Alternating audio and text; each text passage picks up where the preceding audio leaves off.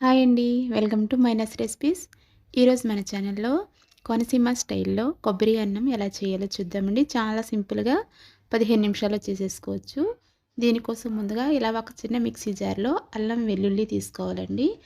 అలాగే కొద్దిగా మిరియాలు, జీలకర్ర, దాల్చిన చెక్క, కొద్దిగా ఇలాచి, లవంగాలు ఇవన్నీ కూడా తీసుకుని మిక్సీలో వేసుకోవాలి.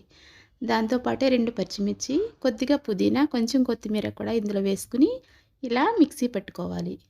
ఇప్పుడు ఎలక్ట్రిక్ కుక్కర్ ఉంటుంది కదా, దానిలో ఇలా నానబెట్టిన బియ్యం వేసుకోవాలండి. బియ్యాన్ని ఒక అరగంట పాటు బాగా నానబెట్టుకోవాలి. ఇప్పుడు దీనిలోకి మనం ఎన్నైతే బియ్యం తీసుకుంటామో దానికి డబుల్ క్వాంటిటీలో కొబ్బరి పాలు పోసుకోవాలండి. కొబ్బరి బాగా తురిమేసుకుని దానిలో కొద్దిగా వాటర్ పోసుకుని మిక్సీ పట్టుకుంటే కొబ్బరి పాలు అనేవి మనకి రెడీ అయిపోతాయి. చూడండి, ఇప్పుడు దీనిలోకి కొద్దిగా కరివేపాకు, పచ్చిమిర్చి, కొద్దిగా ఉల్లిపాయలు, కొంచెం టమాటా ముక్కలు, అలాగే ఒక 2 ఇంచుల దాల్చిన చెక్క, లవంగాలు, ఒక 2 ఇలాచీ కూడా వేసేసుకుని ఇప్పుడు దీనిలోకి మనం ఇంతకుముందు పేస్ట్ చేసుకుని ఉంచుకున్నాం కదండి, ఆ పేస్ట్ని ఒక 2 స్పూన్లు వేసానండి. అంటే మన రైస్ ఎంత తీసుకుంటున్నామో దానికి తగ్గట్టుగా మసాలా మీరు అడ్జస్ట్ చేసుకోండి.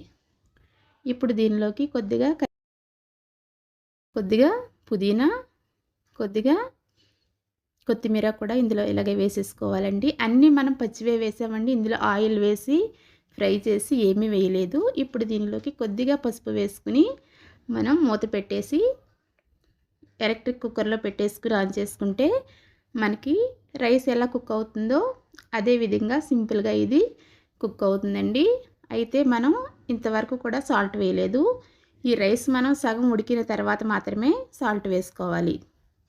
ఇలా వేసుకుని ఒక్కసారి కలిపేసి దీనిలోకి కొద్దిగా నెయ్యి యాడ్ చేసుకుందామండి.